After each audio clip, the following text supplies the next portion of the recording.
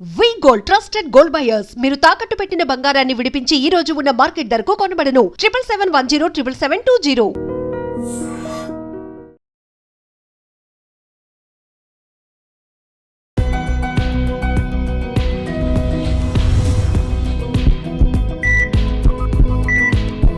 నమస్తే, welcome to healthy conversations with IT media. నేను మీ Jhansi. So ఈరోజు మనతో ఉన్నారు వంటింటి చిట్కాలకు కీరపటసేన మధుసూదన్ శర్మ గారు. గత 35 ఏళ్లకు పైగా ఆయుర్వేద వైద్యంలో తనకంటూ ఒక ప్రత్యేక స్థానాన్ని ఏర్పరచుకున్నారు. మరి నరాల బలహీనత గురించి మనం మాట్లాడుకున్నట్లయితే నరాలు చచ్చిపడిపోవడం, బాగా వీక్ అయిపోవడం, దట్టు డయాబెటిక్ పేషెంట్లో ఎక్కువగా నర్వ్ సిస్టమ్ మీదే ఈ షుగర్ అనేది ప్రభావం చూపిస్తుంది అంటూ ఉంటారు. మరి ఈ నరాల బలహీనత నుంచి బయటపడడం ఎలాంటి ఫుడ్స్ తీసుకోవాలి, మన జీవన శైలి విధానం అనేది ఎలా ఉండాలి అడిగి తెలుసుకుందాము. నమస్తే సార్. నమస్తే. సో అంటే నరాల బలహీనత అన్నప్పుడు ఒట్టిగానే అది నరాల బలహీనత వస్తుందా, లేదంటే షుగర్ ఉన్న వాళ్ళలో మాత్రమే, అంటే షుగర్ పేషెంట్స్ ఎవరైతే ఉంటారో వాళ్ళకి మాత్రమే నరాల బలహీనత వస్తుందా? ఈ నరాల బలహీనత దీన్నే నర్వస్ వీక్నెస్ అని చెప్పి చెప్తుంటారమ్మా. ఈ సమస్య వచ్చేందుకు 1,00,000 కారణాలమ్మా. సర్వసాధారణంగా పోషకాహార లోపం చేత, సరిగ్గా నిద్ర లేకపోవడం చేత, సరిగ్గా రెస్ట్ లేకపోవడం చేత, మానసిక ఒత్తిడి, ఇలాంటి కారణాల చేత సర్వసాధారణంగా నరాల బలహీనత కలుగుతుంటుంది ఇన్ జనరల్. కొంతమందికి ఇలాంటివి ఏవి లేకపోయినప్పటికీ కొన్ని వ్యాధుల వల్ల కూడా నరాల బలహీనత కలుగుతుంటుందమ్మా. ఇంత ముందే మీరు ప్రస్తావించినట్లు ఈ షుగర్ వ్యాధి నియంత్రణ లేకపోవడం చేత కానీ, అదేవిధంగా షుగర్ వ్యాధి వల్ల కొన్ని రకాలైనటువంటి షుగర్ వ్యాధికి వాడేటువంటి కొన్ని రకాలైన ఆధునిక కృత్రిమ రసాయన ఔషధాల యొక్క ప్రభావం చేత కానీ, ఈ కారణాల చేత కూడా నరాల బలహీనత కలిగేదానికి అవకాశం ఉంటుందమ్మా. అదేవిధంగా మరి బీపీ వల్ల నరాల బలహీనత, బీపీ వచ్చినప్పుడు నరాల బలహీనత కలుగుతుంటుంది, బీపీ తక్కువ నరాల బలహీనత కలుగుతుంటుంది. అదేవిధంగా థైరాయిడ్ వ్యాధులమ్మా. సో థైరాయిడ్కి సంబంధించినటువంటి సమస్య ఉన్నప్పుడు కూడా నరాల బలహీనత కలుగుతుంటుంది. ఇట్లా కొన్ని రకాలైన మానసిక వ్యాధులు ఉన్నప్పుడు కూడా నరాల బలహీనత కలుగుతుంటుంది. ఇలా కొన్ని రకాలైనటువంటి జబ్బుల వల్ల నరాల బలహీనత కలుగుతుంటుంది. ఆ వ్యాధులకు వాడేటువంటి కొన్ని రకాలైనటువంటి ఆధునిక కృత్రిమ రసాయన ఔషధాల వల్ల నరాల బలహీనత కలుగుతుంటుంది. ఇవన్నీ నాణానికి ఒకవైపేమా. మరొక వైపు మరి కొద్ది శాతం మందిలో, లేకపోతే ఈ కాలానుగుణంగా ఎక్కువ శాతం మందిలో కూడా చెప్పుకోవచ్చుమా. సో వాళ్ళకి ఎలాంటి కారణం ఉండదు. సో నేను చెప్పినటువంటి కారణాలు ఏముండవమ్మా. కానీ విపరీతమైన నీరసము, నిస్త్రాణ, బలహీనత, ఓపిక లేకపోవడము, చాలా బలహీనంగా ఉండడము, అంతుబట్టని అంతు చిక్క నీరసం ఉంటాయమ్మా, బడలిక ఉంటుంది. సో వీళ్ళు పరీక్షలు చేయించుకుంటారు, నార్మల్గా ఉంటుంది. ఆహారము సరిగ్గా తీసుకుంటుంటారు, వేడకు ఆహారం తీసుకుంటుంటారు, వేడకు నిద్రపోతుంటారు. కానీ లేచినప్పటి నుంచి నరాల బలహీనత, సమర్థత లేకపోవడము, చేత కాకపోవడము, ఓపిక లేకపోవడము, ఇలాంటి లక్షణాలు కలుగుతుంటాయమ్మా. మరి చిన్నపిల్లలకు చాలా మందిలో కలుగుతుంటాయి. మరి పెద్దవాళ్ళ విషయం ప్రత్యేకంగా చెప్పనక్కర్లేదు అనమాట. అంతేకాకుండా కొంతమంది ఉదయం లేచిన తర్వాత కాస్త పని చేసేంత వరకు కొంచెం యాక్టివ్గా ఉండేసి తర్వాత మళ్ళీ మధ్యాహ్నం నుంచి నీరస పడిపోతుంటారు. కొంతమంది ఉదయం నుంచి మధ్యాహ్నం వరకు యాక్టివ్గా ఉండేసేసి పడుకొని లేచిన తర్వాత మళ్ళా ఆ శక్తి వచ్చేసి మళ్ళీ ఓకే అయిపోతారు. మరికొంతమంది మరి ఉదయం నుంచి మధ్యాహ్నం దాకా పని చేస్తారు, లేదా పని చేయకుండా ఏదో భోజనం చేసి మళ్ళీ పడుకున్నప్పటికీ మరి ఉదయం పూట నీరసంగా ఉంటుంది, మధ్యాహ్నం భోజనం చేసిన తర్వాత నీరసంగా ఉంటుంది, పడుకొని లేచిన తర్వాత కూడా నీరసంగా ఉంటుంది. వాళ్ళు 24 గంటల్లో దాదాపు 7-8 గంటలు పూర్తిగా విశ్రాంతి తీసుకున్నప్పటికీ నీరసం ఉంటాయమ్మా. ఈ విధంగా ఈ నరాల బలహీనత ఈ విధంగా కలుగుతుంటుంది అనమాట. అసలు ఈ నరాల బలహీనత కలిగేదానికి కారణం ఏంటంటే ఈ కణాలలో మైటోకాండ్రియా అని చెప్పేసి ఒక భాగం ఉంటుందమ్మా. మైటోకాండ్రియా అనే శక్తి జనకాలు, వీటిని శక్తి జనకాలు అంటారు అనమాట. ఈ మైటోకాండ్రియా సమర్థవంతంగా పనిచేయనప్పుడే ఈ నరాల బలహీనత అనేటువంటి సమస్య కలుగుతుంటుంది. అంతేకాకుండా ఈ నరాల చుట్టూ మైలిన్ అనేటువంటి పొర ఉంటుందమ్మా. ఈ పొర బలహీనత పడిపోవడం వల్ల కూడా నరాల బలహీనత కలుగుతుంటుంది అనమాట. సో ఏది ఏమైనప్పటికీ ఈ నరాల బలహీనత సమస్యని క్రానిక్ ఫ్యాటిక్ సిండ్రోమ్ అనేటువంటి పేరుతో పిలుస్తుంటారు అనమాట. Chronic fatigue syndrome. దీనికి అనేక రకాలైనటువంటి గృహ ఔషధాలు మనం వాడుకోదగ్గవి అనేక రకాలుగా ఉన్నాయమ్మా.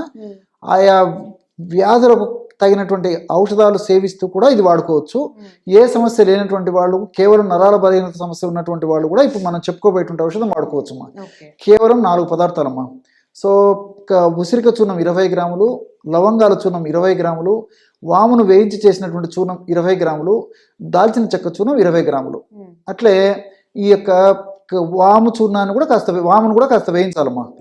సో ఉసిరికను వేయించక్కర్లేదు, వామును అదేవిధంగా లవంగాలను వేయించాలి. సో ఈ రెండింటిని వేయించేసి చూర్ణంలాగా తయారు చేసుకోవాలి. ఒక్కొక్కటి 20 గ్రాముల చొప్పున తీసుకుని అన్నిటిని బాగా కలపడం వల్ల బ్రహ్మాండమైనటువంటి ఔషధం తయారైపోతుందమ్మా. ఇది 40 రోజులకు వస్తుందమ్మా. మీకు క్యాలిక్యులేషన్ కూడా చెప్తాను చూడండి. 80 గ్రాముల ఔషధము 40 రోజులకు వస్తుంది. రోజు ఉదయం పూట ఆహారానికి ఒక అరగంట ముందు, రాత్రి పడుకునేటప్పుడు ఒక్కసారి కేవలము 1 గ్రాము తేనె వాడదగినటువంటి వాళ్ళందరూ కూడా కాస్త తేనె కలిపి వాడుకోవచ్చుమా. తేనె వాడకూడనటువంటి వాడు ఎవరైనా ఉంటే 1 కప్పు అంటే 50 to 100 ml వరకు కూడా గోరువెచ్చని పాలలో కలిపి కూడా తీసుకోవచ్చు. సో లేదంటే ఒకేసారి 2 గ్రాముల ఔషధాన్ని కూడా తీసుకోవచ్చుమా. ఎవరికి ఎలా వీలైతే అలాగ తీసుకోవచ్చు అనమాట. ఉదయం పూట కానీ రాత్రి కానీ ఒకేసారి 2 గ్రాముల ఔషధం ఒకేసారి తీసుకోవచ్చు. కానీ 2 గ్రాముల ఔషధాన్ని ఒకేసారి తీసుకుంటే కొంతమందిలో వేడి లక్షణాలు వస్తాయమ్మా. శరీరం వేడిగా ఉండడము, పొగలు ఉండడము, కళ్ళు మంటలు ఉండడము, నాలుక మీద పొల్లులాగా తయారు కావడము, కడుపులో మంట ఉండడము, మూత్ర మల విసర్జన సమయంలో మంట ఉండడం, ఇలాంటివి కొంతమందిలో కలిగేటువంటి అవకాశం ఉంటుంది. కాబట్టి సర్వసాధారణంగా నేను సూచించేటువంటి పద్ధతి ఏంటంటే రోజు 2 సార్లు, ఉదయం ఒక్కసారి రాత్రి ఒక్కసారి 1 గ్రామ్ అని చెప్తానమ్మా. లేని పక్షంలో రోజు 1 గ్రామ్ అని సరిపోతుందమ్మా. సమస్య కొద్దిగా ఉంటే రోజు 1 గ్రామ్ వాడినా సరిపోతుంది. ఈ పద్ధతిలో అవసరమైన నాళ్ళు వాడుకోవచ్చమ్మా. ఒక కోర్సు లాగా వాడేసేసి అవసరమైతే మళ్ళీ ఒక కోర్సు వాడుకోవచ్చు. లేకపోతే మళ్ళీ ఏదో ఒక సంవత్సరం 2 ఏళ్ళు 3 ఏళ్ళు గ్యాప్ ఇచ్చి మళ్ళీ వాడుకుంటుంటే సరిపోతుందమ్మా. ఈ విధంగా వాడుకోవడం వల్ల మరి ఆ నర్వస్ వీక్నెస్ అనేటువంటి సమస్య తగ్గిపోతుంది. ఆనందంగా, హుషారుగా, ఉల్లాసంగా, ఉత్సాహంగా ఉండేది కూడా అవకాశం ఏర్పడుతుంటుంది. కాబట్టి వైద్యులు చెప్పిన మేరకు ఔషధాలు వాడుకుంటూ కూడా ఇది వాడుకోవచ్చు.